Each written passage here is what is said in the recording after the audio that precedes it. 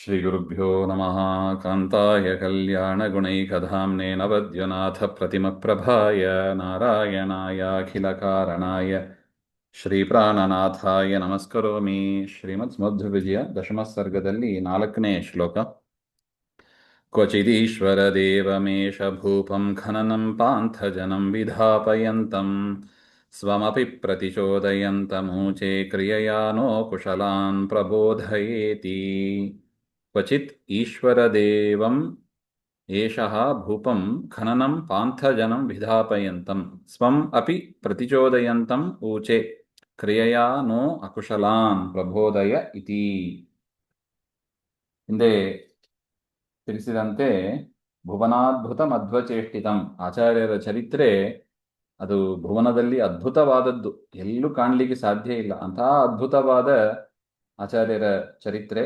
ಅದನ್ನ ಶಿಷ್ಯರು ಪ್ರಾರಂಭ ಮಾಡಿದ್ರು ಅಂತ ಹೇಳ್ತಾ, ಮೊದಲು ಅಂದ್ರೆ ನೆನಪಿಟ್ಕೋಬೇಕು, ಇದು ಬದರಿಕಾಶ್ರಮದಲ್ಲಿ ಹೋಗ್ತಾ ಬರುತ್ತಾ ಶ್ರೀಮನ್ ಮಧ್ವಾಚಾರ್ಯರು 2 ಬಾರಿ ಯಾತ್ರೆ ಮಾಡಿದ್ದಾರೆ.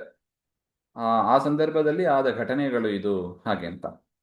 ಅದರಿಂದ ಕೆಲವು ದಕ್ಷಿಣ ಭಾರತದಲ್ಲಿ, ಕೆಲವು ಉತ್ತರ ಭಾರತದಲ್ಲಿ, ನಾನಾ ಪ್ರದೇಶದಲ್ಲಿ ಇರುತ್ತದೆ ಹಾಗೆ ಅಂತ. ಏಷಃ ಕ್ವಚಿತ್ ಕುತ್ರಚಿತ್ ದೇಶ ವಿಶೇಷೆ, ಯಾವುದೋ ಒಂದು ದೇಶದಲ್ಲಿ ಪಾಂಥಜನೈಹಿ ಖನನಂ ವಿಧಾಪಯಂತಂ, ಒಬ್ಬ ರಾಜ ಇದ್ದಂತ. ಈಶ್ವರ ದೇವ ಅಂತ ಅವನ ಹೆಸರು, ಈಶ್ವರ ದೇವ. ಅವನು ಒಂದು ದೊಡ್ಡ ಕೆರೆ ಕಟ್ತಾ ಇದ್ದ. ಕೆರೆ ಕಟ್ಟಬೇಕಂದ್ರೆ ಆ ಕಾಲದಲ್ಲಿ ಈ ಬುಲ್ಡೋಸರು ಏನೋ ಹೇಳ್ತಾರೆ, JCB ಅದು ಯಾವುದು ಇಲ್ಲ. ಯಾರು ದಾರಿಯಲ್ಲಿ ಹೋಗ್ತಾ ಬರ್ತಾ ಇದ್ರೋ ಅವ್ರನ್ನ ಕರೆಯೋದು, ಸ್ವಲ್ಪ ಭೂಮಿಯನ್ನ ಅಗದು ಬಿಟ್ಟು ಹೋಗ್ರಿ ಹಾಗೆ ಅಂತ ಅವನು ವಿಧಿ ಮಾಡಿದ್ದ. ರಾಜಾಜ್ಞೆ ಎಲ್ಲರೂ ಮಾಡ್ತಾ ಇದ್ರು. ಆಚಾರ್ಯರು ಆ ಮಾರ್ಗದಲ್ಲಿ ಬರ್ತಾ ಇದ್ದಾರೆ ನೋಡಿ, ಅದನ್ನು ಹೇಳ್ತಾ ಇದ್ದಾರೆ. ಪಾಂಥಜನೈಹಿ ಖನನಂ ವಿಧಾಪಯಂತಂ, ಅತಿಕೈಹಿ ಆ ದಾರಿಯಲ್ಲಿ ಹೋಗ್ತಾ ಬರ್ತಾ ಇರುವ ಜನರನ್ನ ಖನನಂ, ಖನನ ಅಂದ್ರೆ ಅಗಿಯೋದು, ಭೂಮಿಯನ್ನ ಅಗಿಯೋದು. ಖನನ ವ್ಯಾಪಾರಂ ವಿಧಾಪಯಂತಂ ಕಾರಯಂತಂ, ಆ ರೀತಿಯಾಗಿ ಅವನು ಮಾಡ್ತಾ ಇದ್ದ. ಜನರಿಗೆ ಒಳ್ಳೇದಾಗ್ತದೆ, ಕೆರೆ ತೋಡೋಣ ಹಾಗೆಂತ ಅವನ ಅಭಿಪ್ರಾಯ. ಜನರಿಟ್ಟು ತಾನೇ ಮಾಡಬೇಕು, ದಾರಿಯಲ್ಲಿ ಹೋಗೋರು ಬರೋರನ್ನ ಮಾಡು ಅಂತ ಹೇಳಿದ್ರೆ ಅವನು ಮಾಡಿದ ಹಾಗೆ. ಸ್ವಮಪಿ ಪ್ರತಿಚೋದಯಂತ, ಸರಿ ಬೇರೆಯವ್ರನ್ನ ಬಿಟ್ಬಿಡೋಣ. ಸನ್ಯಾಸಿಗಳು ಆಚಾರ್ಯರು ಬರ್ತಾ ಇದ್ದಾರೆ, ಅವರನ್ನು ಹೇಳಿದಂತೆ ನೀವು ಕೂಡ ಭೂಮಿಯನ್ನ ಅಗಿಬೇಕು ಹಾಗೆ ಅಂತ. ಇತಿ ಭವದ್ಭಿರಪಿ ಖನನಂ ಕರ್ತವ್ಯಂ ಇದು ಸಪರಿವಾರಂ ಪ್ರಚೋದಯಂತಂ, ನೀವು ಮಾತ್ರ ಅಲ್ಲ, ನಿಮ್ಮ ಪರಿವಾರದವರು ಎಲ್ಲವರು, ಆಚಾರ್ಯರ ಜೊತೆಗೆ ಅನೇಕ ಯತಿಗಳು ಹಿಂಬಾಲಿಸಿಕೊಂಡು ಹೋಗ್ತಾ ಇದ್ರು, ಅನೇಕ ಗೃಹಸ್ಥರು ಅನುಸರಿಸಿ ಹೋಗ್ತಾ ಇದ್ರು. ನೀವೆಲ್ಲರೂ ಕೂಡ ಭೂಮಿಯನ್ನ ಅಗದು ಹೋಗಬೇಕು ಹಾಗೆ ಅಂತ ಆ ಈಶ್ವರ ದೇವ ಹೇಳಿದ. ಆಗ ಆಚಾರ್ಯರು ಹೇಳಿದರು, ನೋಡಪ್ಪ, ನಾವು ಸನ್ಯಾಸಿಗಳು, ಈ ಭೂಮಿಯನ್ನ ಅಗಿಯುವ ವಿಚಾರದಲ್ಲಿ ನಮಗೆ ಸಾಮರ್ಥ್ಯ ಇಲ್ಲ, ಚಾತುರ್ಯ ರಹಿತಾನ್ ಇತ್ಯರ್ಥ. ಅದರಿಂದ ಅಸ್ಮಾನ್ ಕ್ರಿಯೆಯ ಪ್ರಬೋಧಯ, ಅದು ಹೇಗೆ ಮಾಡಬೇಕು ಅಂತ ನಮಗೆ ತಿಳಿಸಿಕೊಡು ಹಾಗೆಂದು ಇಷ್ಟು ಹೇಳಿದ್ರು ಆಚಾರ್ಯರು. ನಮಗೆ ಈ ಭೂಮಿಯನ್ನು ಅಗಿಯುವ ವಿಚಾರದಲ್ಲಿ ನಮಗೆ ಕುಶಲ ಇಲ್ಲ, ಅದರಿಂದ ನಮಗೆ ತಿಳಿಸಿಕೊಡು ಹಾಗೆ ಅಂತ. ತ್ವಮೇವ ಕಿಂಚಿತ್ ಖನನಂ ಕೃತ್ವಾ ಏವಂ ಕ್ರಿಯತಾಂ ಇತಿ ಅಸ್ಮಾನ್ ಪ್ರದರ್ಶಯ ಇತಿ ಊಚೆ, ಸ್ವಲ್ಪ ಭೂಮಿಯನ್ನು ಅಗದು ಹೀಗೆ ಭೂಮಿಯನ್ನು ಅಗಿಬೇಕು ಅಂತ ನಮಗೆ ಮಾಡಿ ತೋರಿಸು ಹಾಗೆ ಅಂತ ಶ್ರೀಮನ್ ಮಧ್ವಾಚಾರ್ಯರು ಹೇಳಿದರು.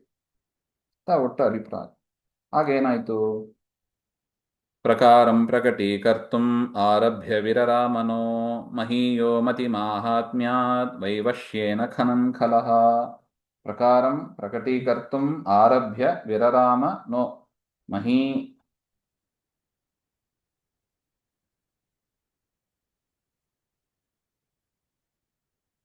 ಮಹೀಯೋ ಮತಿ ಮಾಹಾತ್ಮ್ಯಾತ್ ವೈವಶ್ಯೇನ ಖನನ್ ಖಲಃ.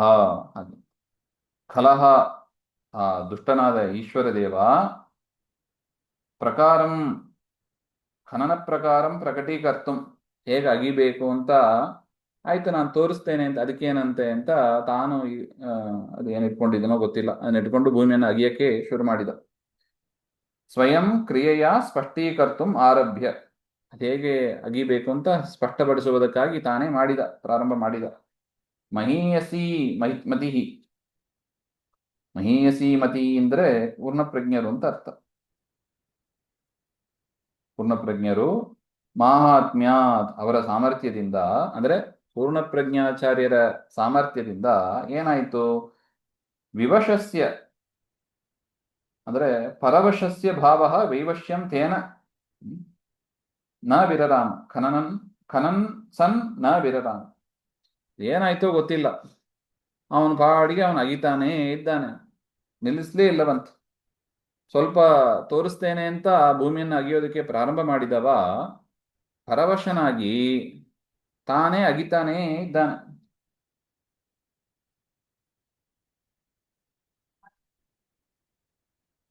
ನೋಡಿ, ಖನನ ಪ್ರಕಾರಂ ದರ್ಶಯ ಇತ್ಯುಕ್ತೋ ರಾಜಃ ತತ್ ಪ್ರಕಾರಂ ಜ್ಞಾಪಯಿತಂ ಸ್ವಯಂ ಕುದ್ದಾಲಂ ಗೃಹೀತ್ವಾ ಖನನ್ ಮಧ್ವಾಚಾರ್ಯ ಮಹಿಮ್ನಾ. ತಾನೇ ಆ ಆಯುಧವನ್ನು ಹಿಡ್ಕೊಂಡು ಖನನ ಮಾಡಲಿಕ್ಕೆ ಶುರು ಮಾಡ್ತಾನೆ. ಆಗ ಮಧ್ವಾಚಾರ್ಯರ ಮಹಿಮೆ ಅದು. ಅದರಿಂದ ಪರವಶನಾಗಿ ಸಾಯಂಕಾಲ ಪರ್ಯಂತಂ ಸಾಯಂಕಾಲ ತನಕ ಖನನಂ ನ ತ್ಯಜ್ಯಾಜ, ತಾನೇ ಅಗಿತಾ ಕೂತಿದ್ದಾನೆ ಇತಿ ಭಾವ ಅಂತ. ಇನ್ನು ನಾನೇನೇನೇನೇನೋ ನೂನೇನ ನನು ನುನ್ನಾಹ ನಾನಾ ನಾನೋ ನೂನಂ ನಾನೇ ನಾನು ನನಾನುನ್ನಹ.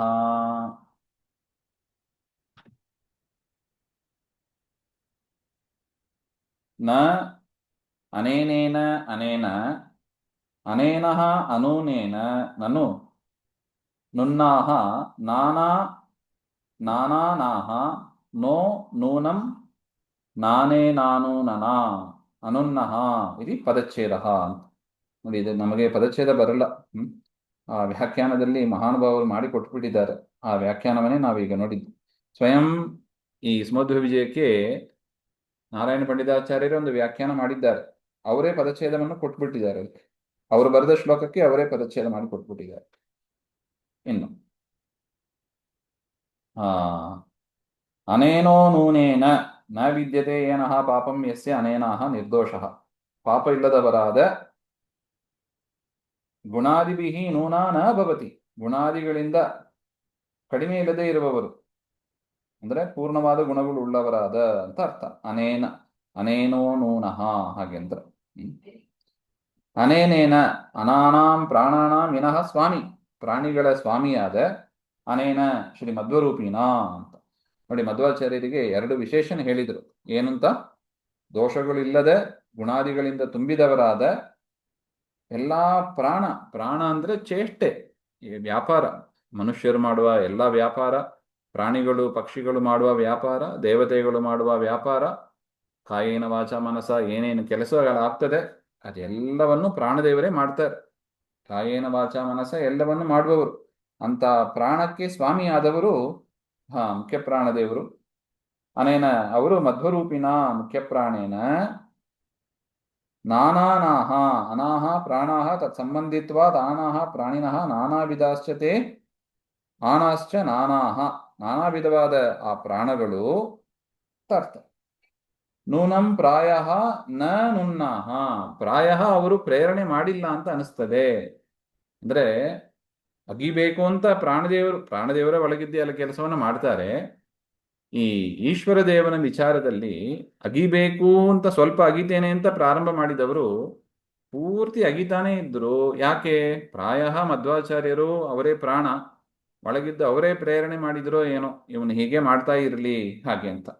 ಅದರಿಂದ ನಿಲ್ಲಿಸುವ ಪ್ರೇರಣೆಯನ್ನ ವಾಯುದೇವರು ಮಾಡಲೇ ಇಲ್ಲ. ಅದರಿಂದ ಇವರು ಪೂರ್ತಿ ಸಾಯಂಕಾಲ ತನಕ ಅಗಿತಾನೇ ಇದ್ರು ಹಾಗೆ ಅಂತ. ಅದರ ಮಹಿಮೆ ಅಂದರೆ ಏನು? ಮಧ್ವಾಚಾರ್ಯರು ಅಂದ್ರೆ ಅವರೇ ಪ್ರಾಣ, ಎಲ್ಲರ ಒಳಗಿದ್ದು ಚೇಷ್ಟೆಯನ್ನು ಮಾಡುವವರು ಅವರೇ. ಈಶ್ವರನ ದೇವರ ಒಳಗಿದ್ದು ಅವರೇ ಅದನ್ನು ಮಾಡಿದರು. ಅದರಿಂದ ಆ ಮಧ್ವಾಚಾರ್ಯರು ಅವರ ಪರಿವಾರದವರು ಎಲ್ಲ ಸುಖವಾಗಿ ಮುಂದಿನ ಯಾತ್ರೆಯನ್ನು ತೊಡಗಿದರು ಅಂತ ಅರ್ಥ ಆಗ್ತದೆ. ನೂನಂ ನ ನುನ್ನಾಹ ನೋ ನನು ನ ವಿದ್ಯಂತೆ ಖಲು ತರ್ಹಿ ಭಗವಾನಪಿ ಅನೇನ ಪ್ರೇರಿತಃ ಕಿಂ ಇತ್ಯತಃ ನಾನೇತಿ ನಾನಾವಿಧಾಶ್ಚತೆ ಇನಾಹ ಸ್ವಾಮಿನಃ ನಾನೇನಾಹ ತಾರತಮ್ಯೇನ ನಾನಾವಿಧಾಹ ಸರ್ವಜೀವಾನಾಂ ಈಶ್ವರಾಹ ಬ್ರಹ್ಮಾದಯಃ. ಎಲ್ಲ ಜೀವರಿಗೂ ಕೂಡ ಒಡೆಯರಾದವರು ಅಂದ್ರೆ ಪರಮಾತ್ಮ, ಬ್ರಹ್ಮಾದಿಗಳಿಗೂ ಕೂಡ ಒಡೆಯರಾದವರು ಅಂದ್ರೆ ವಿಷ್ಣು ನಾರಾಯಣ. ತೇಷು ಅನೂನಃ ನೂನಃ ನ ಭವತಿ.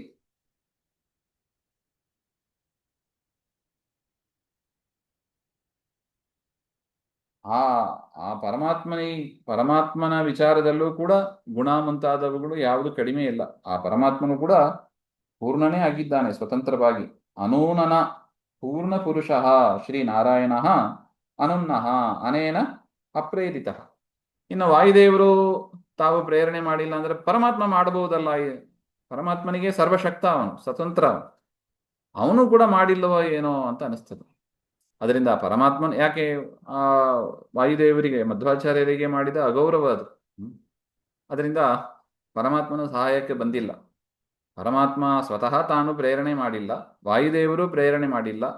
ಅದರಿಂದ ಅವನು ಕೆಲಸದಿಂದ ನಿವೃತ್ತನೇ ಆಗಲಿಲ್ಲ, ಅವನು ಅಗೀತ ಕೂತಿದ್ದ ಅಂತ ಒಟ್ಟು ಅಭಿಪ್ರಾಯ. ಇದು ಈ ಶ್ಲೋಕದ ಅಭಿಪ್ರಾಯ. ಅತಯೇವ ಪ್ರಾಯಃ ಶಬ್ದಾರ್ಥಕಂ ನೂನಂ ಇತಿ ಪದಮುಕ್ತಂ ಇತಿ ಭಾವಃ.